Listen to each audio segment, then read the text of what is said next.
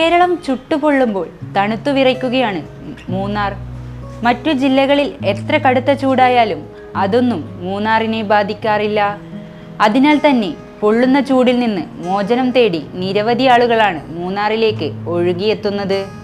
മൂന്നാറിലെത്തുന്ന സഞ്ചാരികൾക്ക് ദൃശ്യവിരുന്നൊരുക്കി ജാഗ്രന്ത മരങ്ങൾ റോഡിന്റെ ഇരുവശങ്ങളിലായി പൂത്തുലഞ്ഞു നിൽക്കുകയാണ്. റോഡരികുകളിലെ മനോഹരമായ ജാഗ്രന്തയുടെ കാഴ്ചകൾ കാണാൻ സഞ്ചാരികളുടെ തിരക്കാണ്. ഇവ പരീക്ഷാ മരങ്ങളെന്നും നീലവാക എന്നുമൊക്കെ അറിയപ്പെടാറുണ്ട്. തേയിലകൾക്കിടയിലും പാതയോരങ്ങളിലും പൂത്തുനിൽക്കുന്ന നീലവാക വളരെ മനോഹരമായ കാഴ്ചാനുഭവമാണ് സമ്മാനിക്കുന്നത്. മൂന്നാർ മറയൂർ റോഡിലാണ് ജാഗ്രന്ത മരങ്ങളുടെ കാഴ്ചകളുള്ളത്.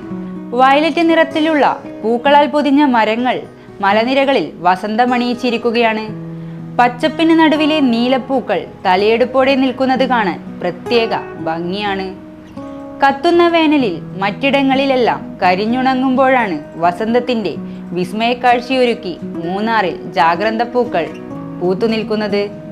ബ്രിട്ടീഷുകാരുടെ കാലത്ത് മൂന്നാറിലെ തേയിലത്തോട്ടങ്ങളിൽ ഉണ്ടായിരുന്ന ഉദ്യോഗസ്ഥരാണ് ജാഗ്രന്ത മരങ്ങൾ വെച്ചുപിടിപ്പിച്ചത്.